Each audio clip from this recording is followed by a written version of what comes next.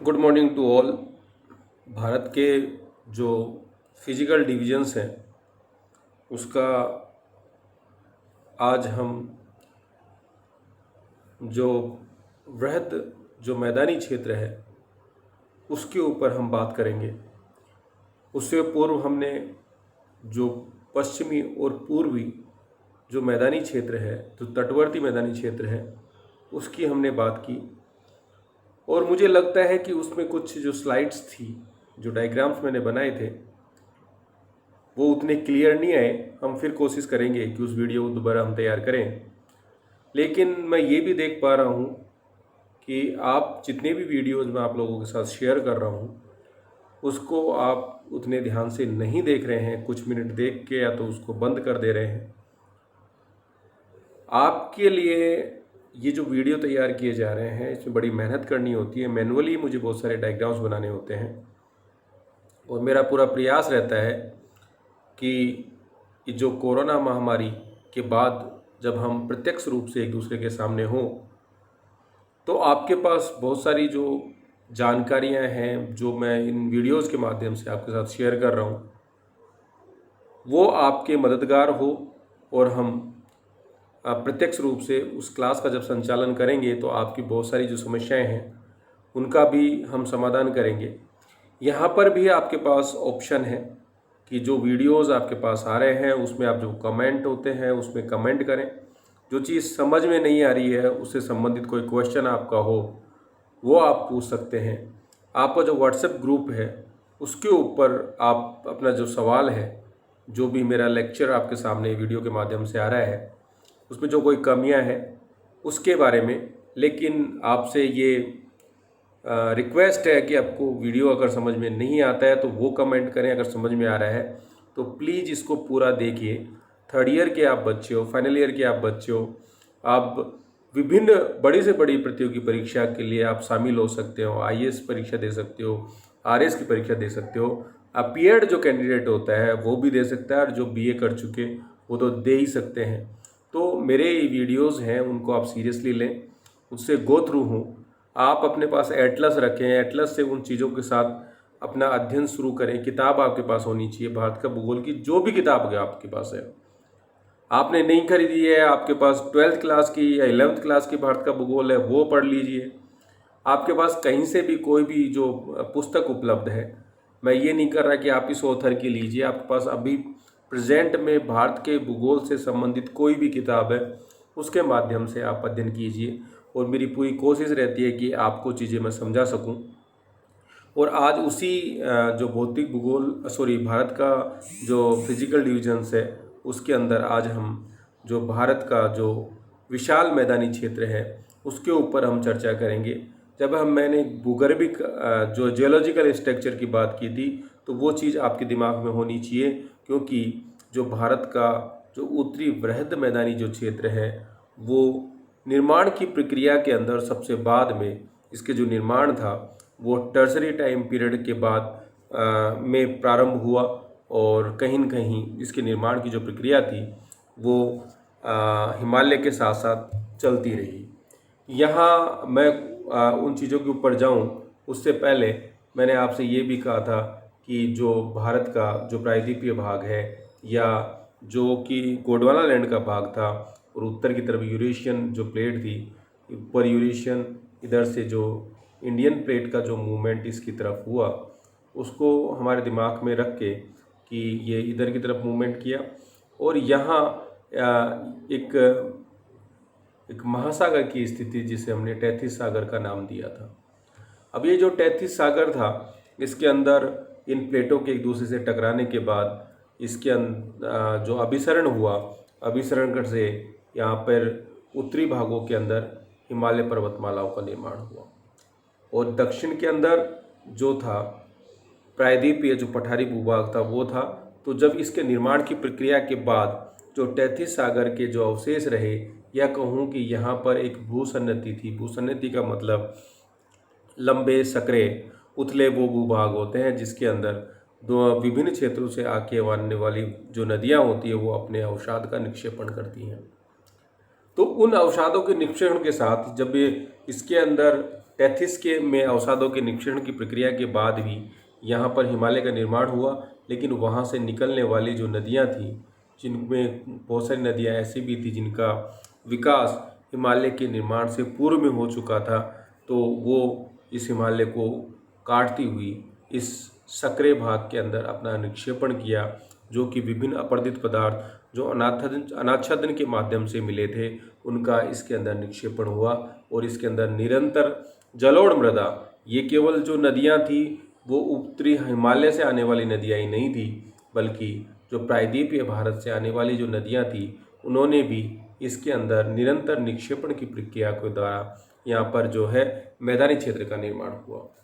अब यहाँ कुछ चीज़ें हम बात करेंगे जिनको समझने के बाद कि यहाँ हमने डायग्राम बनाया ये, जिसमें आप देख पा रहे हैं कि जो ये वृहद मैदानी विशाल मैदानी क्षेत्र है जिसको सिंधु गंगा ब्रह्मपुत्र का मैदान भी कहते हैं। अब आपके दिमाग में ये हो सकता है कि भाई सिंधु नदी का जो अधिकांश जो प्रवाह है वो पाकिस्तान में पड़ता है। भले ही हमारी जो राजनीतिक सीमाएं एक दूसरे को अलग करती हैं, लेकिन निर्माण की प्रक्रियाओं की हम बात करें तो इस निर्माण की प्रक्रिया के अंदर इस विशाल मैदान के निर्माण में सिंधु, गंगा, ब्रह्मपुत्र और उनकी जो सहायक नदियां थी उनका योगदान रहा इस वृहद मैदानी क्षेत्र के निर्माण में। अब यहाँ जब मैंने बार बार आपसे कहा है कि जो आपके सामने नक्शे में होती है उस चीज़ के आधार पर ही हम जो किसी भी क्षेत्र का जो वर्णन है वो हम कर सकते हैं।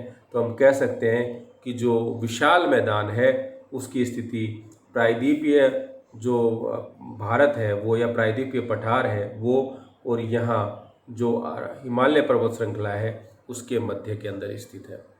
और इसका जो विस्तार है पूर्व से पश्चिम या पश्चिम से पूर्व की तरफ निरंतर हिमालय पर्वतमाला के जो तलहटी वाला या तराई जो क्षेत्र है वहाँ पर देखने को मिलता है।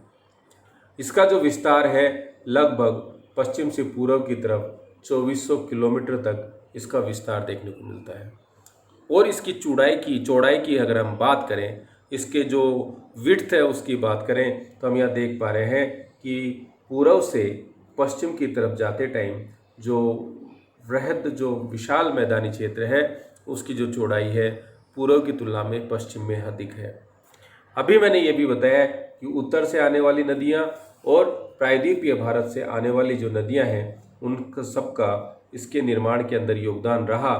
तो यहाँ जब हमने इस नक्शे से हमने देखा तो ऊपर से जो आ रही है नदियाँ वो, और इधर से प्रायद्वीपीय, अब प्रायद्वीपीय जो भाग है वो प्राचीनतम जो चट्टानें थी उनसे निर्मित था, कठोर भूभाग है।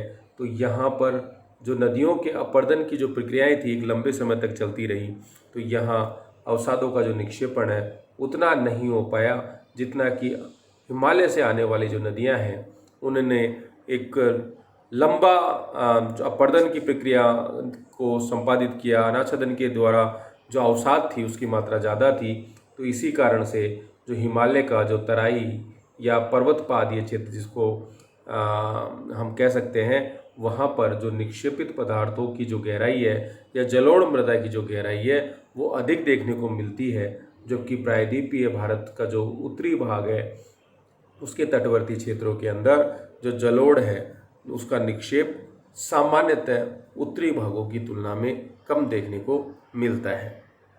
तो ये इसका एक भौगोलिक वर्णन हो गया।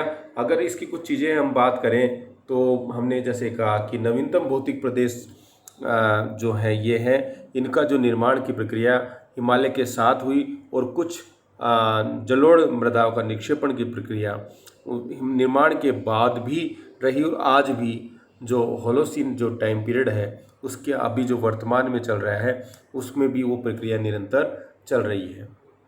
यहाँ हम देख रहे हैं कि इसका जो विस्तार है पंजाब से जो नागालैंड जो क्षेत्र है वहाँ तक, पंजाब से नागालैंड तक इसका पश्चिम से पूर्वी विस्तार देखने को मिलता है। और इस विस्तार को यहाँ पंजाब से नागालैंड, और ये जो विस्तार है लगभग 2400 किलोमीटर के अंदर विस्तृत है। और ये जो कुल क्षेत्रफल की हम बात करें तो जो विशाल जो मैदानी क्षेत्र है भारत के अंदर इसका जो विस्तार है लगभग 7.5 लाख वर्ग किलोमीटर क्षेत्र के अंदर ये मैदानी जो भाग है वो विस्तृत है। और यहाँ डायग्राम से स्पष्ट है कि पूर्वी भाग के अंदर यहाँ पर इसकी चौड़ाई कम और पश्चिम भाग के अंदर इसकी चौड़ाई अधिक देखने को मिलती है।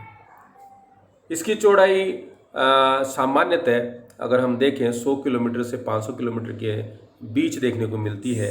और जलोढ़ गहराई की बात करें, औसत गहराई की बात करें, तो लगभग इसकी जो औसत गहराई है यहाँ पर जलोढ़ मृदा की वो 2000 मीटर तक है। लेकिन हिमालय के निकट अधिक गहराई तक निक्षेपण हुआ है, क्योंकि प्रायद्वीपीय पठार के समीपवर्ती जो क्षेत्र है, जो उत्तरी भाग है, वहाँ पर जो गहराई है सामान्यतः कम देखने को मिलती है।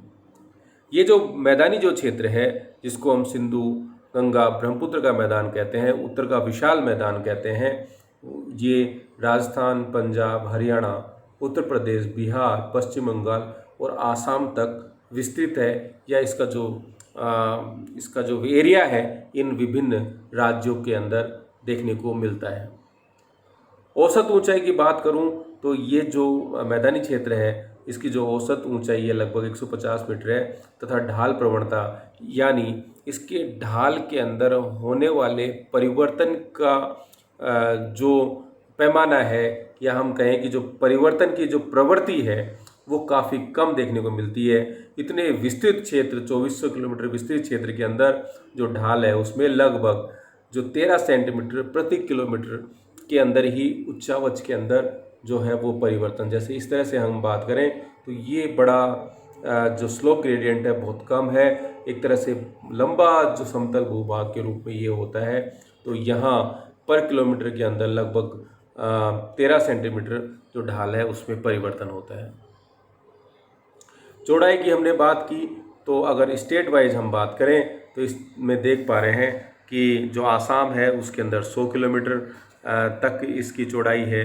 राजमहल जो पहाड़ियाँ जो कि बिहार के दक्षिण भागों में कहें या झारखंड के उत्तरी भागों के अंदर, वहाँ पर लगभग 160 किलोमीटर। इलाहाबाद के पास इसकी चौड़ाई 280 किलोमीटर और पंजाब और राजस्थान के अंदर इसकी जो चौड़ाई है वो लगभग 500 किलोमीटर है। तो यहाँ स्पष्ट हो रहा है कि जैसे हम पूर्व से पश्चिम की तरफ जा रहे हैं, असम, राजमहल की पहाड़ियाँ, इलाहाबाद और पंजाब, तो इसका जो चौड़ाई है वो अधिक विस्तृत होती जा रही है।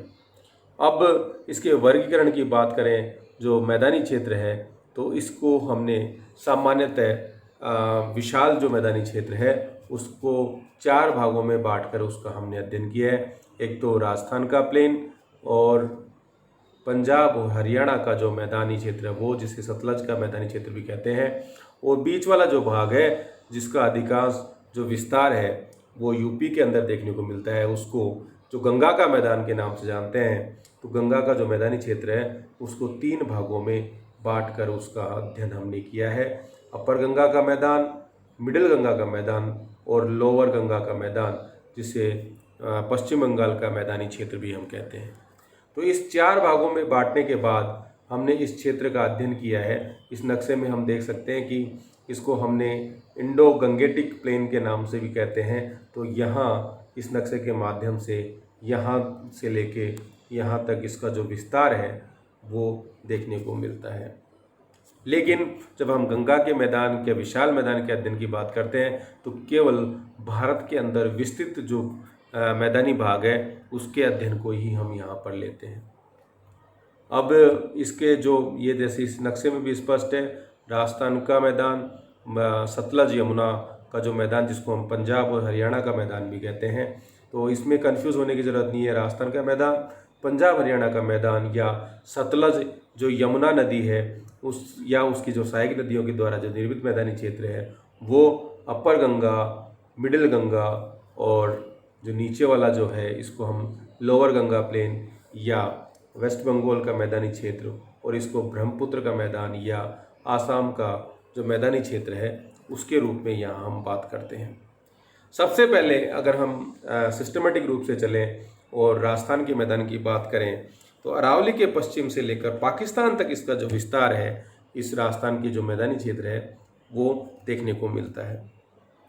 चूँकि यहाँ पर अभी जो जिस तरह से यहाँ पर जो खारी पानी की झीलें देखने को मिलती है, चाहे वो सांबर हो, डिडवाना हो, डेगाना हो, ये खारी पानी की जो झीलें हैं वो इस बात को स्पष्ट करती हैं कि इस क्षेत्र के ऊपर कभी समुद्री जो भूभाग था उसका विस्तार रहा। यहाँ पर वर्तमान समय के अंदर अत्यधिक आर्द्रता होने के कारण ये जो यहाँ की जो मृदा थी वो बालू का मृदा के अंदर परिवर्तित हो गई है और यहाँ जो स्टेपी टाइप की जो शुष्क वनस्पति है वो देखने को मिलती है। यहाँ बहुत बड़ी अभी नदियाँ नहीं है। पूर्व के अंदर यहाँ पर घग्गर नदी जो है उसका ये प्रवाह देखने को मिलता है, जिसके लिए कहा जाता है कि ये जो है सरस्वती नदी है उसका ही एक अवशिष्ट भाग है जो यहाँ प्रवाहित होता है। किसी ज़माने के अंदर ये कहते थे कि जो यमुना नदी जो वर्तमान में गंगा नदी की सहायक है वो अपना जो जल है वो बहाकर अरब सागर के अंदर गिराती थी, जो वर्तमान में गंगा की सहायक के रूप में बंगाल की खाड़ी के अंदर गिरती है। साथ ही जब हमने इस मैदानी क्षेत्र विस्तार की बात की तो पूर्व में यहाँ पर इंडो ब्रह्म नदी जो बहती थी वो अपना जल अरब सागर के अंदर जाके गिराती थी। बाद में हिमालय की निर्माण की प्रक्रियाओं के समय यहाँ पर उच्चावची विभिन्नताएं जन्म हुआ, विभिन्न उच्चावचों का निर्माण हुआ, जो दिल्ली रिज का निर्माण हुआ, जो उसके बाद इसका जो प्रवाह है परिवर्तित होकर दक्षिण और या पूर्व की तरफ हो गया। इस तरह से इंडो ब्रह्म नदी का योगदान भी जो राजस्थान का मैदानी क्षेत्र है उसमें महत्वपूर्ण रहा है। अब हम फिर बात करें तो अब हम बात करेंगे पंजाब और जो हरियाणा का जो मैदानी क्षेत्र है जिसको हम सतलज का मैदान भी कहते हैं। तो हम यहाँ एक एक जो मैदानी क्षेत्र है उसको हम यहाँ पर लेके चलेंगे तो उससे हमारी जो चीज़ें हैं वो अधिक स्पष्ट हो जाएंगी। यहाँ हमने लिया सतलज का मैदान जिसको पंजाब हरियाणा का मैदान भी कहते हैं, जिसको सतलज यमुना का मैदान भी कहते हैं। अगर इसके विस्तार की हम बात करें तो यहाँ हम देखते हैं कि 27 डिग्री 39 मिनट नॉर्थ से 32 डिग्री 20 मिनट नॉर्थ जो अक्षांश तक इसका विस्तार देखने को मिलता है। और देशांतरीय विस्तार की बात करें तो 73 डिग्री जो डिग्री 51 मिनट ईस्ट से 77 डिग्री 36 मिनट ईस्ट देशांत तक इसका विस्तार हमें यहाँ देखने को मिलता है। तो इन चीज़ों का अध्ययन करने के बाद विस्तार की बात करने के बाद अब विस्तार की बात अगर हम सतलज के मैदान की करें तो इसका विस्तार पंजाब, हरियाणा, चंडीगढ़ और दिल्ली जो NCR है, जो दिल्ली केंद्र शासित प्रदेश है, वहाँ तक देखने को मिलता है। अगर इसके भूगर्भिक संरचना की बात करें तो ये जो सतलज मैदान है उसका जो उत्तरी भाग है जो कि हिमालय के पर्वतपादीय क्षेत्रों के अंदर स्थित है, वहाँ पर तृतीय काल या टर्सरी कालीन युगीन चट्टानें मिलती हैं, जबकि दक्षिण और पश्चिम की तरफ यहाँ अरावली वाला जो क्षेत्र है तो यहाँ पर जो पुरातन जो ग्रेनाइट और सिस्ट टाइप की जो चट्टानें हैं उनका वितरण देखने को मिलता है। और दक्षिणी यहीं पर जो अलवर वाला जो क्षेत्र है वहाँ पर जो क्वार्ट्जाइट टाइप की जो चट्टान है वो देखने को मिलती है। और जो प्रायद्वीपीय भाग है जिससे ये संबंधित रखता है वहाँ पर जो कुड़प्पा युगीन जो चट्टानें हैं उनका विस्तार सतलज का जो दक्षिणी भाग है वहाँ देखने को मिलता है। अब यहाँ हम डायग्राम से इसको चीज़ को समझ सकते हैं कि जो डायग्राम है ये आपको जो सतलज का जो मैदानी क्षेत्र है उसको समझने में काफ़ी मदद करेगा। इसका जो विस्तार है वो रावी नदी से यमुना नदी तक जो है इसका विस्तार देखने को मिलता है। और इस क्षेत्र के अंदर जो नदियाँ बहती हैं उसके अंदर जो सतलज नदी है वो उसकी सहायक नदी व्यास और रावी इन नदियों के द्वारा लाए गए अपरदित पदार्थों के निक्षेपण से इस मैदानी क्षेत्र का निर्माण हुआ है।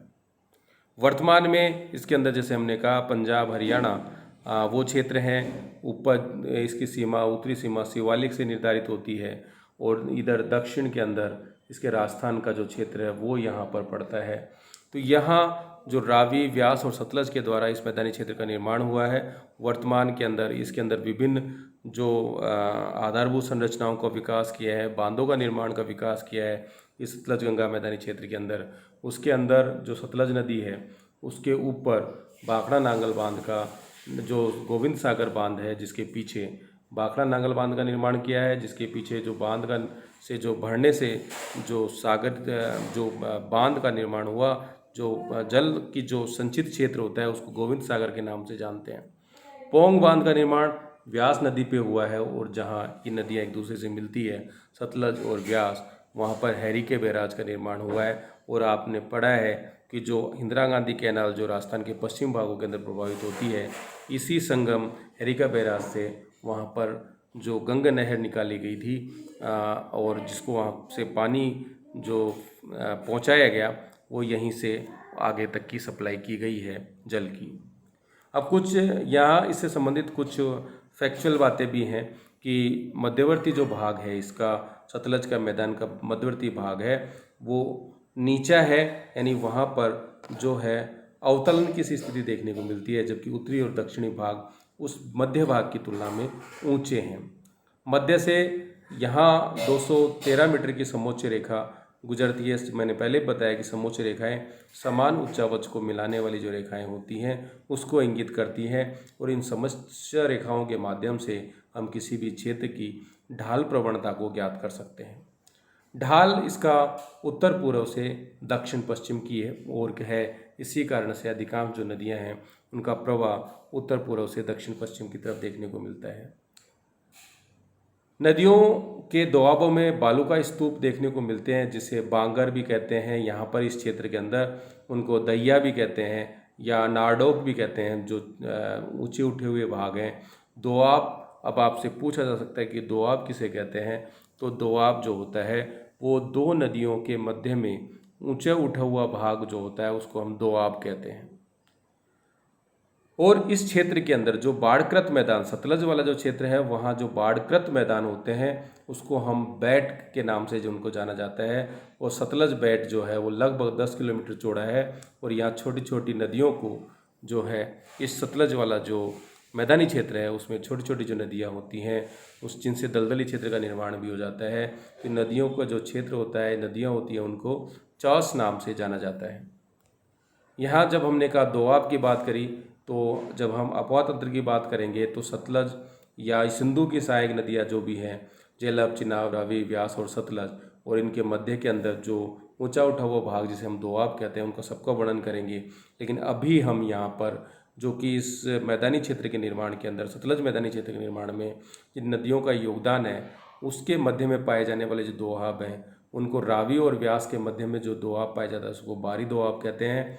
और व्यास और सतलज के बीच में जो दोआब पाया जाता है उसको विशिष्ट दोआब के नाम से जाना जाता है, शिष्ट दोआब के नाम से जाना जाता है। अब यहाँ हमने इसके सतलज के मैदान की हम बात करें कि अब हम बात करते हैं गंगा का मैदान। गंगा का जो मैदानी क्षेत्र है वो काफ़ी विस्तृत है। इसका जो विस्तार है उत्तर प्रदेश, बिहार, झारखंड व पश्चिम बंगाल में देखने को मिलता है। और इसका जो गंगा का मैदान का जो पश्चिमी भाग है उसको हम रोहेलखंड के मैदान के नाम से जानते हैं, जबकि इसका जो पूर्वी भाग है उसको अवध के मैदान के नाम से जानते हैं। और इसका जब अध्ययन हम जब करते हैं तो गंगा के जो मैदानी क्षेत्र है उसको हम 3 भागों में, अपर गंगा या ऊपरी गंगा, मिडिल गंगा, मध्य गंगा, निम्न गंगा, लोअर गंगा के नाम से, जिसे लोअर गंगा को पश्चिम बंगाल, मध्य गंगा को पूर्वी उत्तर प्रदेश और उत्तरी बिहार वाला जो क्षेत्र है उसको शामिल करते हैं, जबकि ऊपरी गंगा के मैदान में जो पश्चिमी उत्तर प्रदेश वाला जो क्षेत्र है जिसकी जो सीमा है पश्चिमी यमुना नदी के द्वारा निर्धारित होती है, यमुना नदी के द्वारा, तो वहाँ तक इसको शामिल किया जाता है। इस बैग में देख सकते हैं कि जब हम एक एक करके बात करें तो ऊपरी गंगा का जो मैदान है उसका जो विस्तार है उसकी हमने यहाँ चर्चा की कि कितना उसका देशांतरीय विस्तार है, कितना अक्षांशीय विस्तार है और कितना उसका क्षेत्रफल में उस देखने को मिलता है।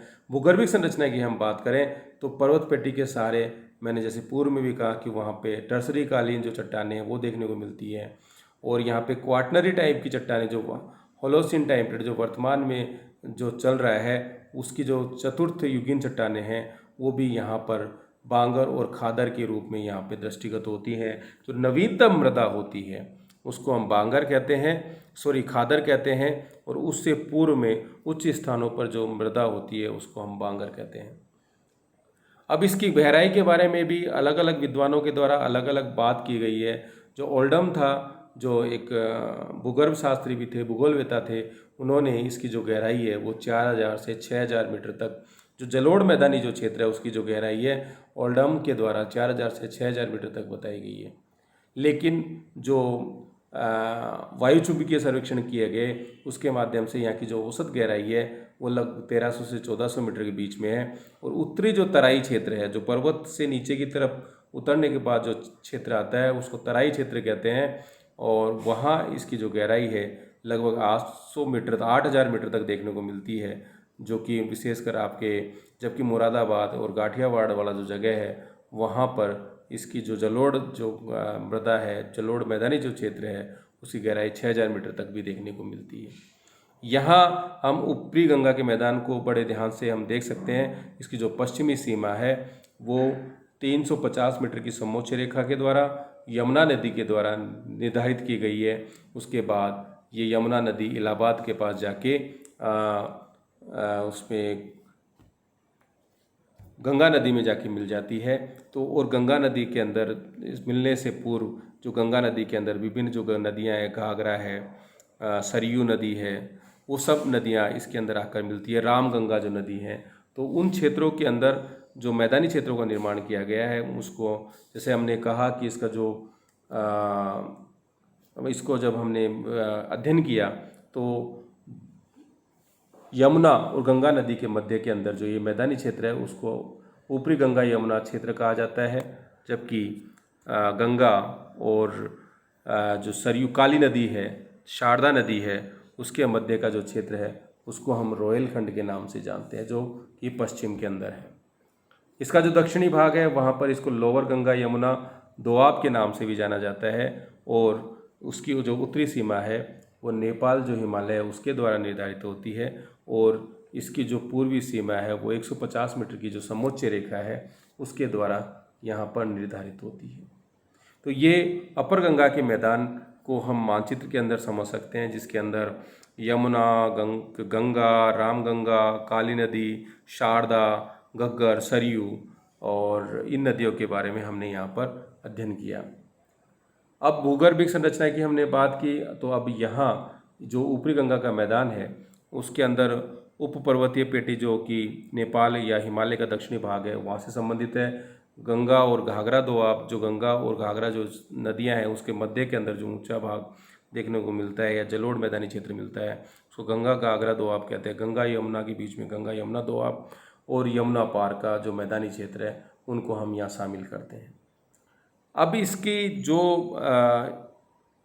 शिवालिक वाली जो श्रेणी है उसके दक्षिण के अंदर जो नदियों के द्वारा आने के बाद, जिसमें रामगंगा हो, चाहे घाघरा हो, गंडक हो, सरयू हो, उनके द्वारा जो निक्षेपण किया गया उन सब के द्वारा यहाँ पर पर्वतपातीय क्षेत्रों के अंदर जो जलोढ़ पंखु हैं, जलोढ़ शंकु हैं, उसका निर्माण किया गया। और पर्वत के जब जो नीचे वाला जो क्षेत्र होता है, पर्वतपातीय जो क्षेत्र होता है, वहाँ नदियों के द्वारा अपर्दित जो पदार्थ होते हैं उनकी साइज बड़ी होती है, और उनका जो पर्वत, मान लो सपोज ये पर्वत है और यहाँ उसके पर्वतपातीय क्षेत्रों के अंदर जो मोटे कंकड़ पत्थरों का निर्माण किया जाता है उस क्षेत्र को भाबर कहते हैं। और भाबर के अंदर जो आने वाली जो नदियाँ हैं उनका पानी विलुप्त हो जाता है, उन पत्थरों के अंदर समाहित हो जाता है। तो वो जो पीडमंट जो एरिया होता है, पर्वतपदीय जो क्षेत्र होता है, उसको पीडमोंट कहते हैं। और इसका जो विस्तार है लगभग 32, भाबर जो क्षेत्र है उसका विस्तार लगभग 32 किलोमीटर चौड़ाई तक देखने को मिलता है। और जहाँ पर यहाँ जो नदियाँ विलुप्त हुई थी वो जो तराई क्षेत्र है, जो कि यहाँ पर वो दृष्टिगत होने लग जाती हैं, और ये एक दलदली क्षेत्र होता है। तो यहाँ हम कह सकते हैं कि इस क्षेत्र के अंदर जल की उपलब्धता और उपजाऊ मृदा की उपलब्धता के कारण यहाँ कृषि के दृष्टिकोण से भी यह क्षेत्र महत्वपूर्ण होता जा रहा है। और तराई क्षेत्र का जो दक्षिणी भाग होता है वहाँ पर जो बाढ़कृत जो मैदान होते हैं, जहाँ पर पूर्व के अंदर जो जलोढ़ निक्षेप हुआ था उसको हम बांगर के नाम से जानते हैं। और जो मध्यवर्ती जो भाग होता है जहाँ पर नवीन मृदा का निक्षेपण की प्रक्रिया जारी है उस मृदा को खादर के नाम से जानते हैं। बांगर क्षेत्र के अंदर अत्यधिक सिंचाई और अपर्दन की प्रक्रियाओं के द्वारा जो मृदा का उपजाऊपन कम हो जाता है और मोटी मृदा, कंकड़ पत्थर की मात्रा ज़्यादा रह जाती है, तो उस तरह की मृदा को यहाँ पर रेह के नाम से भी जाना जाता है। अब हम इसके बाद जो मध्यवर्ती गंगा का जो मैदान है उसकी हम यहाँ पर चर्चा करेंगे। मध्यवर्ती जो गंगा का मैदान की जो स्थिति है वो अपर और लोअर गंगा का जो मैदानी क्षेत्र है उसके मध्य में पाई जाती है। जैसे कि मैंने कहा, इसकी पश्चिमी सीमा जो है 100 मीटर की समोच्च रेखा द्वारा और पूर्वी सीमा बिहार और पश्चिम बंगाल जो राज्य की जो सीमा जहाँ पे है वहाँ तक ये देखने को मिलती है। इसको भारत का हृदय स्थल भी कहते हैं, क्योंकि मध्यवर्ती जो गंगा का मैदानी है क्षेत्र है यहाँ पर सर्वाधिक जो जलोढ़ मृदा है उसका निक्षेपण मिला है, सर्वाधिक उपजाऊपन यहाँ पे देखने को मिलता है, तथा अत्यधिक जो कृषिगत कार्य है वो भी इस मध्यवर्ती गंगा के मैदानी क्षेत्र के अंदर किया जाता है, क्योंकि यहाँ पर जो ढाल है उसके जो समतल जो भूभाग है वो अत्यधिक विस्तृत क्षेत्र के अंदर देखने को मिलता है। इस मैदान की अगर हम बात करें तो यहाँ पर गंगा मैंने जैसे कहा, फिर उसकी जो सहायक नदियाँ हैं, जो राप्ती हो, गंडक हो, बूढ़ी गंडक हो, कोसी नदी हो, जिसे कोसी नदी को बिहार का शोक भी कहा जाता है, जिसको कि नेपाल के अंदर महाभारत श्रेणी से निकलती है, और जो कि ताम्र कोसी और अरुण कोसी के एक दूसरे से मिलने के बाद कोसी नदी का रूप धारण कर लेती है। प्रायद्वीपीय भारत से भी इसमें सोन जो मुख्य जो नदी है वो गंगा नदी के अंदर आकर मिलती है।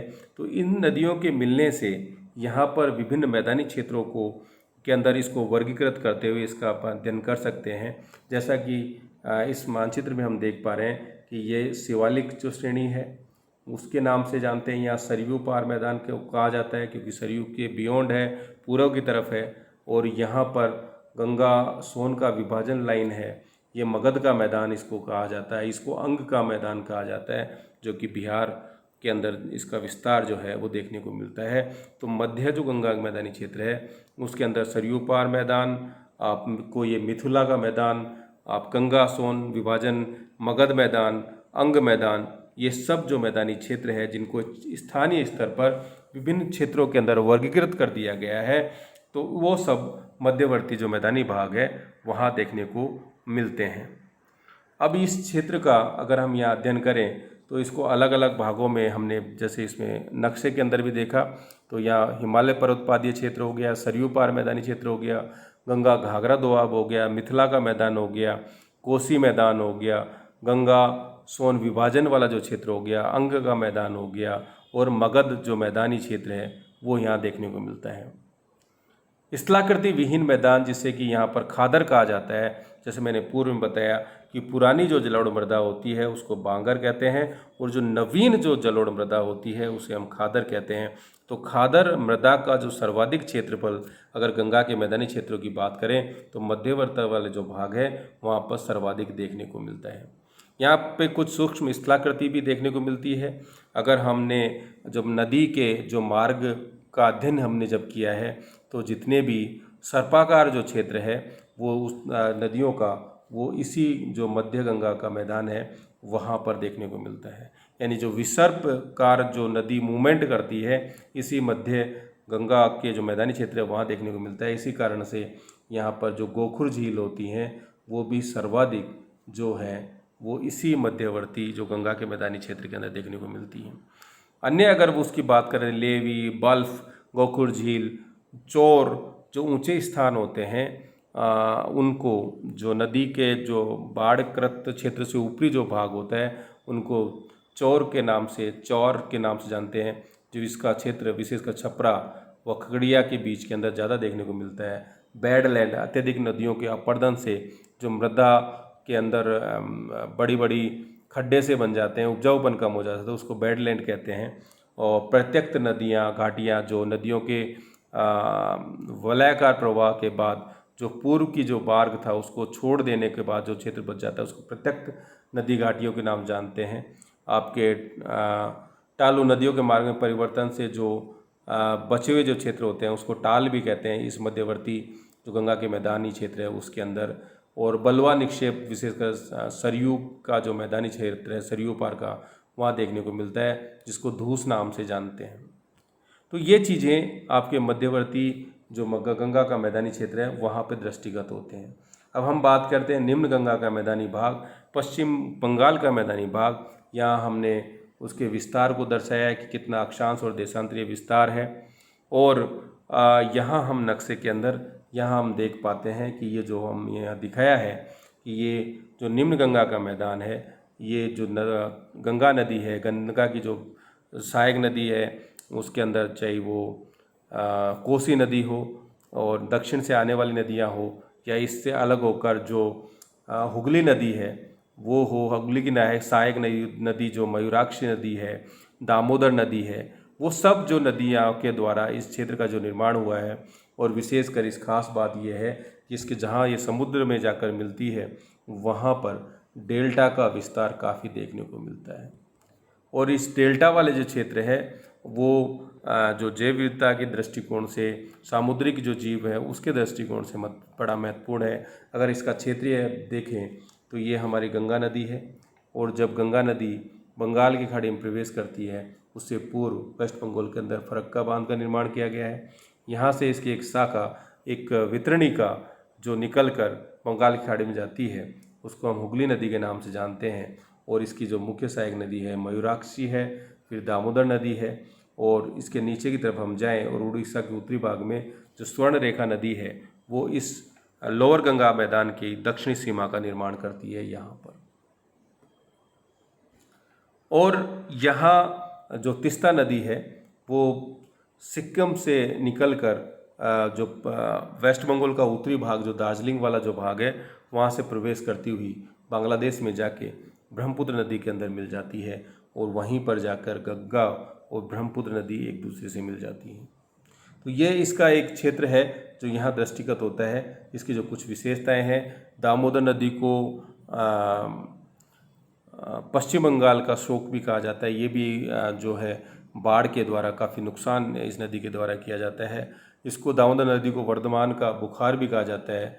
बरिंद का जो मैदान है वो गंगा और महानंदा के बीच वाला जो क्षेत्र है उसको बरिंद के मैदान के नाम से जाना जाता है। जो ये वाला जो एरिया है इसको हम कह सकते हैं। और जैसे कि हम जब अफवाह तंत्र की बात करेंगे तो इसके लेफ्ट हैंड साइड के अंदर जो गंगा की सबसे प्रमुख सहायक नदी है वो रामगंगा है, और सबसे सुदूर में जो लेफ्ट हैंड साइड में आकर मिलने वाली नदी है उसके अंदर महानंदा महत्वपूर्ण नदी है। जो बील क्षेत्र जो होते हैं वो काफ़ी दृष्टिगत होते हैं लोअर गंगा के मैदानी क्षेत्र के अंदर।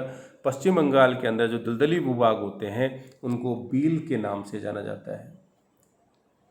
और यहाँ जो डांग, जो गंगा और हुगली का जो सहायक नदियाँ हैं उसमें कुछ सहायक नदियाँ जो कि दाएं किनारे में आके मिलती हैं उसका भी यहाँ हमने वर्णन किया है। उसमें अजय, मयूराक्षी, दामोदर, रूपनारायण आदि प्रमुख नदियाँ हैं। यहाँ की जो प्रमुख फसलें हैं उसमें चावल, जूट, दालें महत्वपूर्ण हैं।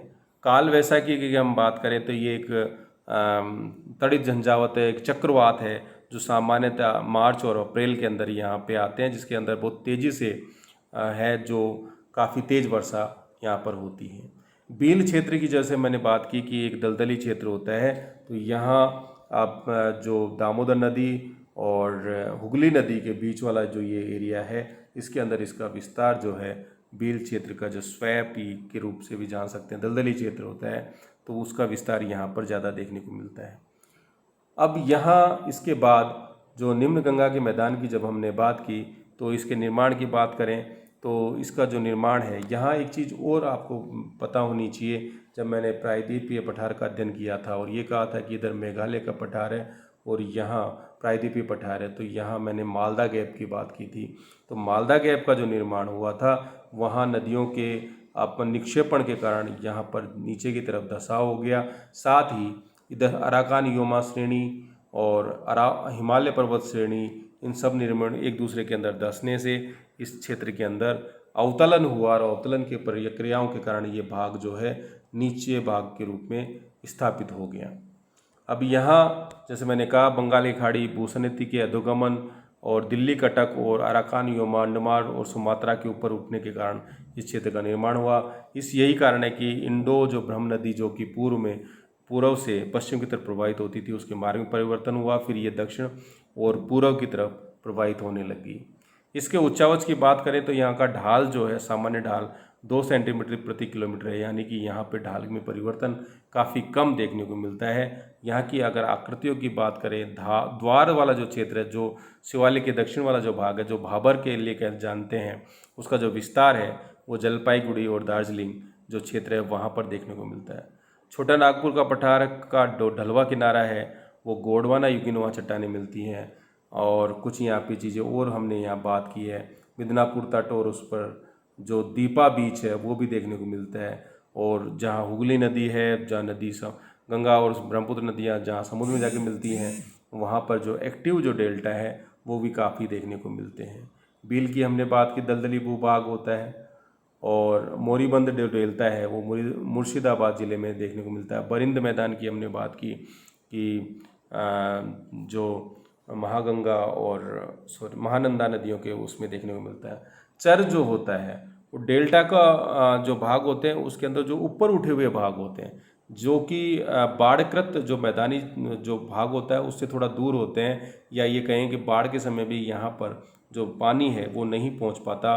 तो ये डेल्टा के ऊपरी भाग काफ़ी ऊंचे उठे हुए रहते हैं, तो यहाँ पर गाँव का बसाव भी हो गया है, तो इन क्षेत्रों को चर नाम से जाना जाता है। अब अंतिम रूप से हम जब बात करें तो आसाम के मैदान जो है, या जिसको हम ब्रह्मपुत्र का मैदान भी कहते हैं, इसका जो विस्तार है इसका वर्णन हमने यहाँ पर किया है। और इस डायग्राम में हम देख सकते हैं कि जैसे कि हमने नॉर्थ ईस्ट का जब हमने अध्ययन किया था तो ब्रह्मपुत्र और उसकी जो सहायक नदियाँ थी, इसको तिब्बत के सांगपो, फिर अरुणाचल में दिहांग, और उसके बाद इसके अंदर दिबांग और लोहित और सबनसिरी, धनसिरी, कपिली, और ये बहुत सारी जो नदियां हैं इसके अंदर आकर मिलती है। और इन नदियों के द्वारा किए गए अपर्दन और निक्षेपण की प्रक्रियाओं के द्वारा इस आसाम के मैदान का या ब्रह्मपुत्र के मैदान का निर्माण हुआ है। और यहाँ जो पर्वतीय क्षेत्र हैं उनका भी हमने बात की थी, जैसे कपिली होगी या मिकिर पर्वत श्रेणी हमने आपको नॉर्थ ईस्ट के अध्ययन में बताया था, या रेंगमा, और यहाँ पटकाई पहाड़ियाँ हैं, या नीचे की तरफ सुरमा घाटी है। इन चीज़ों की बात हम कर चुके हैं, तो वो चीज़ें भी आपको यहाँ पर सहायक होगी। इसका मतलब ब्रह्मपुत्र और उसकी जो सहायक नदियाँ हैं उनके निक्षेपण से असम के मैदान या ब्रह्मपुत्र के मैदान का निर्माण हुआ है। ब्रह्मपुत्र नदी है उसका अगर आप प्रवाह की बात करें, अफवाह की बात करें, तो गुम्फित टाइप का प्रवाह है। और निक्षेप जनित 84 घाट पूर्व में समुद्र तल से 130 मीटर ऊंचा, पश्चिम में 30 मीटर तक ही इसका जो ऊंचाई है वो देखने को मिलती है। तो हम ये कह सकते हैं कि ये जो भाग है इसके यहाँ पर इसकी ऊंचाई कम, और इधर की तरफ हम जाएं तो इसका जो ऊंचावच है वो ज़्यादा देखने को मिलता है। सभी तरफ से ये 150 मीटर की समोच्च रेखाओं से घिरा हुआ है ये, और यहाँ अवसाद की गहराई 1300 मीटर तक देखने को मिलती है। मिक्किर, रेगमा और जो उत्तर जो कछार की पहाड़ियाँ ग्रेनाइट नीस्ट के अवशिष्ट पर्वत के रूप में यहाँ देखने को मिलती है। शिव सागर जो असम के अंदर नौगांव जिलों में जो है घाटी में अपरदनात्मक जो क्रियाएं हैं वो काफ़ी सारी हुई हैं। धनसिरी और कपिली नदियों ने मिकिर और रेंगमा जो पहाड़ियाँ का अपरदन काफ़ी किया है। मोजली द्वीप भी यहाँ जो आसाम का जो सुदूर उत्तरी भाग है वहाँ देखने को मिलता है, जो एक दुनिया का भारत का सबसे बड़ा जो नदी द्वीप है उसके रूप में जाना जाता है। इस नक्शे को हमने यहाँ पे चर्चा की। आसाम वैली है जिसके अंदर ब्रह्मपुत्र उसके सहायक जो है उनके द्वारा इस निर्माण का है। ये मिकिर हिल्स की हमने यहाँ पे बात की, ये रेंगमा की हमने बात की, ये सबनसिरी की बात की, और कामेंग नदी की हम यहाँ बात करें तो ये सब जो नदियों के द्वारा जो इस मैदानी क्षेत्र का है जो निर्माण हुआ है। अब ये जो गंगा का जो मैदानी क्षेत्र है, विशेषकर जो मध्य गंगा की मैदान है उसमें हमने बात की, तो ये आपके यमुना और ये गंगा नदी, चंबल, नीचे से सोन नदी, टोंस नदी, घाघरा, गंडक, और इन नदियों के द्वारा जो मध्यवर्ती जो मैदानी क्षेत्र है उसका निर्माण हुआ है। तो इस स्लाइड में हम वो चीज़ भी देख पा रहे हैं। यहाँ फिर हम बात करें तो ये गंगा प्लेन है, और दिल्ली अरावली रेंज जो है इधर की पश्चिम की तरफ पड़ती है। ये ब्रह्मपुत्र का मैदानी क्षेत्र है, ये सब चर्चा हम कर चुके हैं। ये अपर गंगा प्लेन की बात हमने की, तो यमुना और यमुना के और सतलज, इन नदियों, सतलज की जो सहायक नदियां हैं उसमें चाहे